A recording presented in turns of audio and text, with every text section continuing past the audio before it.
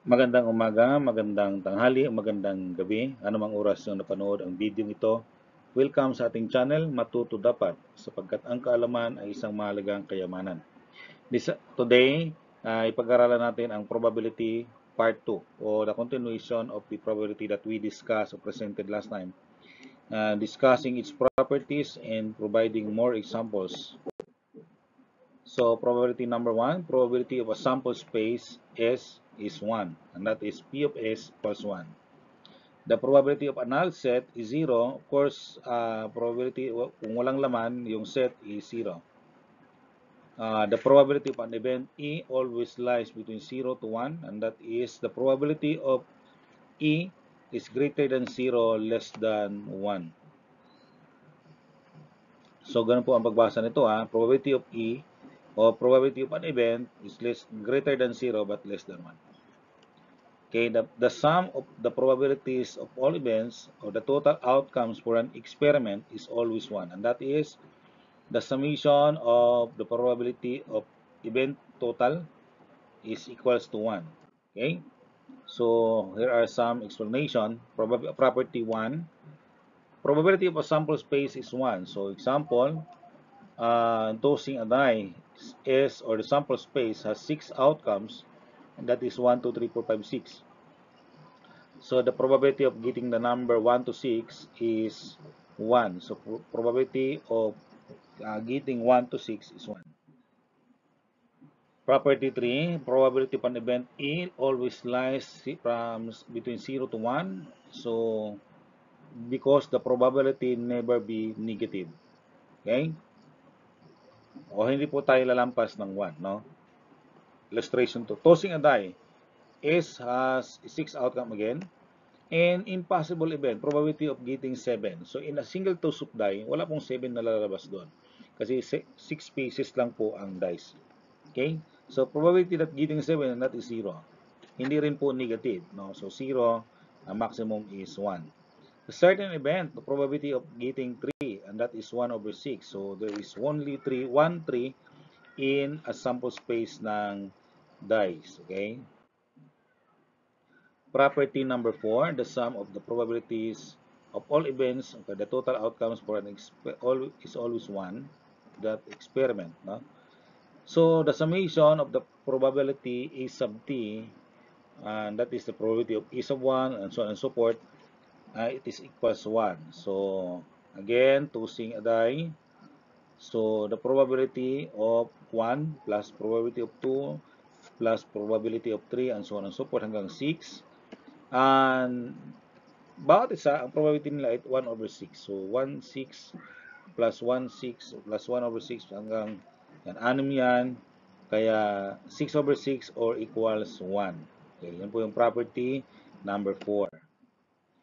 Okay, example 1, in a permutation of the word group. So, there are 5 letters. Is selected at random. Find the probability that the order A ends with vowel, B start with consonant, and C consonant and vowel alternating. Okay, so try to review doon sa ating permutation topic. Okay, so mayroon po tayong video noon at pwede niyo siyang panoorin as part of the review, paano mag-permute, no? Okay, so letter A, vowel is required to be the last letter. So ang vowel natin dalawa. So, ang gagawin natin, yung 4 letters ang ipipermute natin. Okay, kasi automatic vowel na po yung nasa dulo. No? It's either O or U. Okay, so permutation of 4 taken 4. So, or 4 factorials over 0 factorial, and that is 24 ways. No? So, therefore, the total permutation or order, kapag vowel ay nasa dulo, that is 2 times 24 equals 48 ways. Therefore, that event A is 48.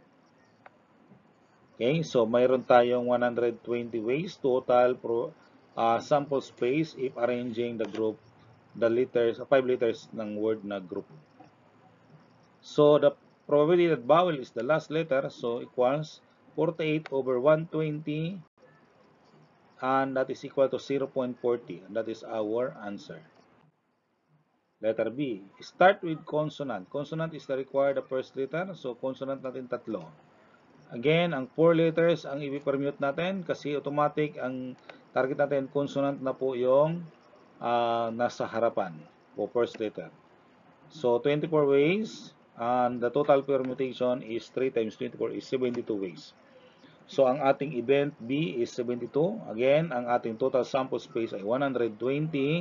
So probability that consonant is the first letter is 72 over 120 and that is 0.6 or 3 over 5 no sa fraction 3 over 5.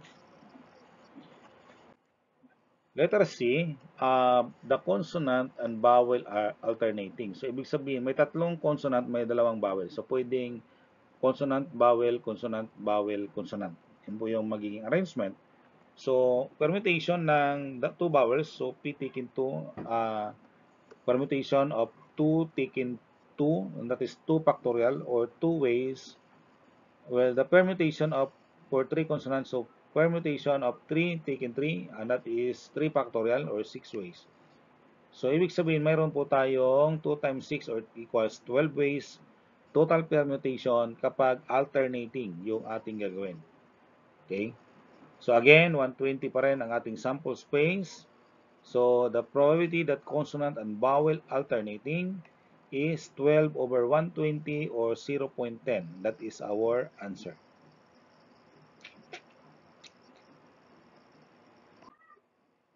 Another example, problem 2. All 325 employees sa factory were asked if they are single, married, or widow, and if they are senior high school graduate or college graduate. And based on their answer, the following two-way classification table was prepared. If one employee is selected at random, find the probability that this employee is A, a college graduate, B, single, C, senior high school graduate, and D, married.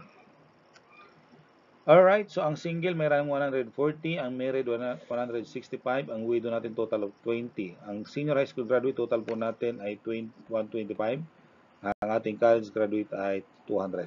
Okay, ito po total natin ng civil status. Okay. So letter A, event of selecting a college employee. So 200 po yon ang ating event A, and 325 ang total number of employees. So therefore, probability that event A, okay, is choosing or the college graduate. So 200 over 325, and that is 8 over 13, and that is the answer. Letter B, event of selecting a single employee. So single po siya, civil status niya, and there are 140 of them, no? So over ang ating sample space ay 325. So the probability of taking the single employee is 140 over 325, and that is 28 over 65. Letter C, event of selecting a senior high school graduate employee. Okay, ang atin pong senior high school graduate ay mayroong 125. And again, the total number of employees is 325. So therefore, the probability of taking a senior high school graduate employee is 125 over 325, and that is 5 over 13. Yun yung ating simplest form. That is the answer. Letter D, event of selecting a married employee. Ang atin pong married employee 165, ang sample space again ay 325. So 165 over 325, that is the probability of selecting a married employee, or equal to 33 over 65, that is the lowest term. Okay? So ganun po pag-compute natin ang mga probability, no? Lalo na kung may mga two-way classification table po tayo. So this is your activity to answer. So thank you for watching, and I hope you learned from this video. Okay? So pwede kayong kahingi ng tulong sa inyong mga kaibigan na marunong mag-compute ng probability. Pwede nyo ito i-share sa mga kagaya ng mga estudyante na nag-aaral po in this subject. Maraming salamat sa inyong panonood, at huwag kalimutan mag-like, mag-subscribe, and share in this video.